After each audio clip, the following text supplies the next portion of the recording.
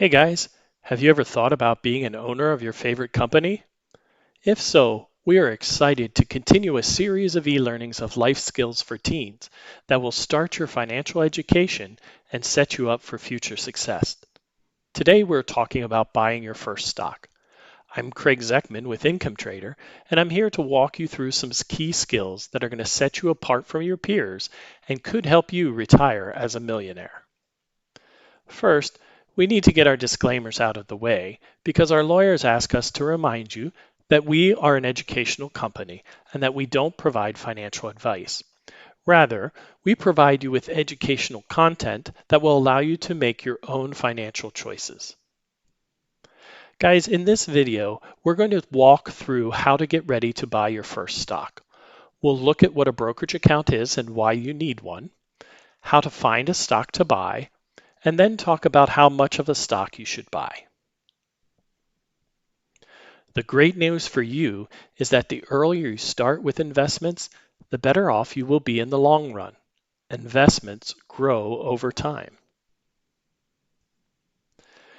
The reason that investments grow over time is due to a concept known as compound interest. Think of it this way. Say you invest $500 and you earn 10% a year. At the end of the first year, you will have $550 in your account. For the next year, you would earn 10% on your new balance, which is now $550. At the end of the second year, your balance would be $605. And during those 2 years, you never added more money to your account. It grew from compound interest. This slide shows us another example of the power of compound interest and the power of starting early. In this example, we use the same amount of investment, $1,000, but there is a 10-year difference from when the initial investment is made. Those 10 years result in an account size that is $10,000 less by the time you reach in retirement age. Even the world-renowned scientist Albert Einstein recognized the power of compound interest. So, now that you understand how compound interest works, you may still be wondering why you should start investing now. What if you wanted a new pair of shoes or the latest video game? Or maybe you have larger goals like a new gaming system or your first car. Starting your investing now can help you reach your goals faster. But you still may be asking yourself, I'm under 18. Can I actually buy my own stock? The answer is simple. Yes, you can. For you to buy your own stock, there are two key things you need. First, you will need a brokerage account. This is where you will actually do the buying of your stock. And second, you will need money to actually purchase the stock. For most brokers, you need to be 18 to open an individual account. However, minors, or those under 18, are able to have an account opened on their behalf by an adult. Oh, and it just needs to be an adult. It doesn't have to be your parent or guardian. This type of account is known as a custodial or minor account. Again, an adult must set up this account for you, and then they grant approval for buying and selling stocks.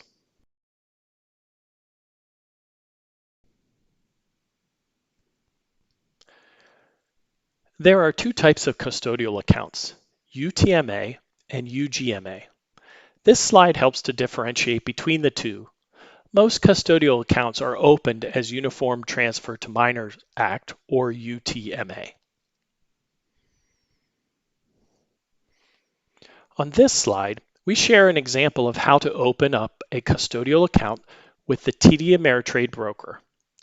The Open New Account button can be found on the main website, and once you click on that, you can select Joint/Minor and then UTMA or UGMA. Please note that this is how an account can be opened with TD Ameritrade at the time of this recording, and that the screens or buttons may look different at the time you apply based upon the broker you choose. As you open your account, there are some pros and cons to custodial accounts for you and the adult who opens it on your behalf. Here are a list of a few for your consideration.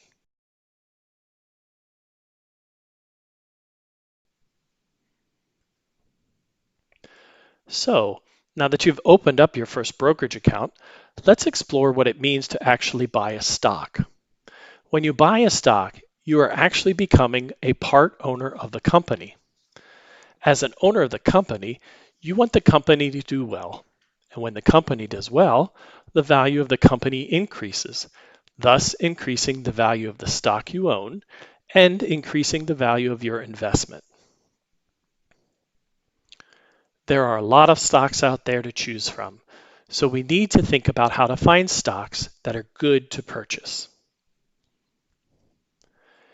If you're going to buy a stock in which you are becoming a part owner of the company, a good place to start is with products that you use every day. When was the last time you ordered from Amazon? Or are you an Apple fan? Or do you need your weekly Starbucks? If you like the product, that is a great place to create a list of potential stocks to buy. A second good place is directly from the Incometrader.com website. You can share your parents' access and use the stock scanner found right on the main page. Remember that buying stock is considered a long-term investment, so you want to find stocks that are good. But what do we mean by a good stock? A good stock is one that has strong fundamentals. Think of fundamentals like the foundation of a home. Would you rather buy a house made of straw, sticks, or bricks? Bricks, right? It provides a good structure. Well, we also want to invest in companies that they are seeing their sales increase over the year. An uptrend simply means that the price of the stock is greater today than it was 3 or 6 months ago. The price is increasing with time. And when we buy that stock, we want to be at or below the fair value price. And I hear you asking, what is a fair value price? Well, you may have heard of a guy by the name of Warren Buffett. He is a well-known investor whose current net worth is a mere $102 billion. He uses a mathematical equation, which also happened to win a Nobel Prize, which tells him how much the stock should be worth based upon the underlying fundamentals of the company. Our goal is to purchase a stock at or below the fair value because that means we're getting a bargain. Oh, and the Incometrader.com website even has a scanner for good stocks that are undervalued. So let's see how we can use the Incometrader.com website to find good stocks and stocks that are trading at or below the current Warren Buffett fair value.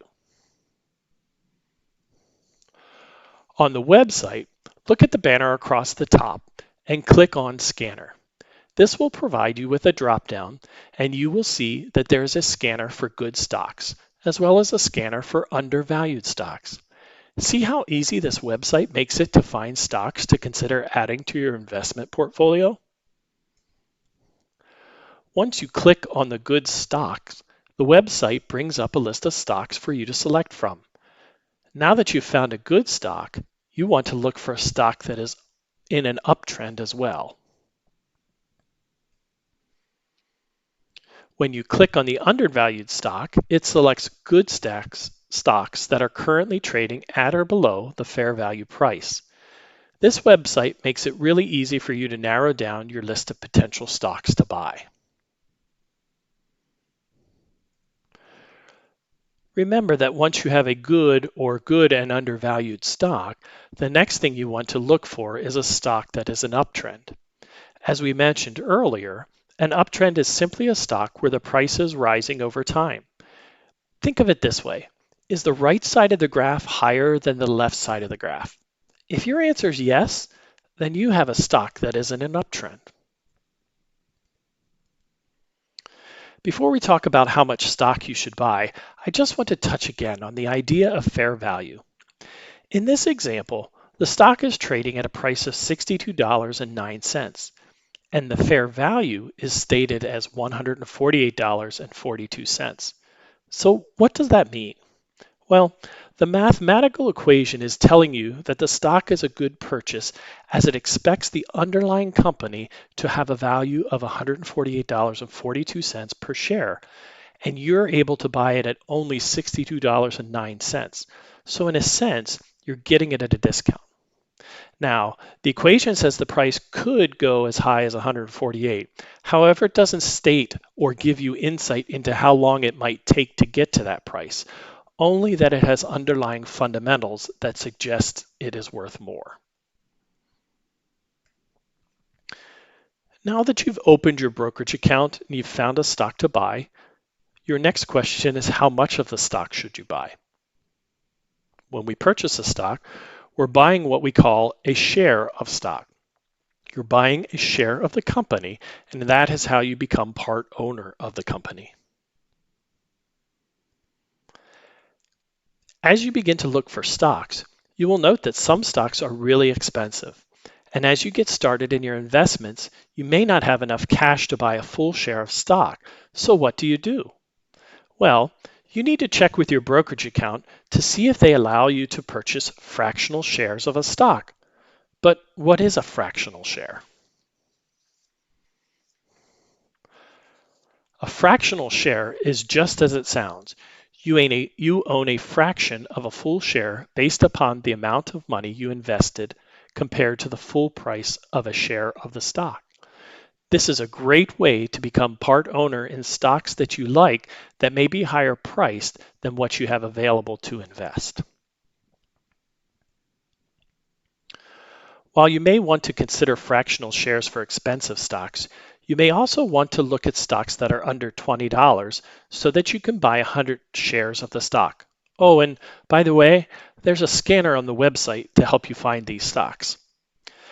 While we can't teach you everything in this e-learning, we are planting the seed to purchase stocks in lots of 100 shares, because future lessons will show you how you can rent out your stock to bring in monthly income. But you need to have at least 100 shares of stock to use this strategy. We have mentioned it before, but getting started as an investor when you are young will help set you up for long-term success. So today we talked about how to open your first brokerage account, how to find good stocks to buy, and how to figure out how much stock to buy. As we wrap up our lesson, our lawyers asked us to remind you that the examples we used today were for illustrative purposes only. Incometrader is not recommending that you buy or sell any stocks, and remember that past performance shown in examples may not be indicative of future performance. Thank you for joining us for this e-learning, and I hope that you have enjoyed this Life Skills for Teens on buying your first stock. And we look forward to having you join us for future e-learnings as you grow your knowledge and skill around creating your own financial future.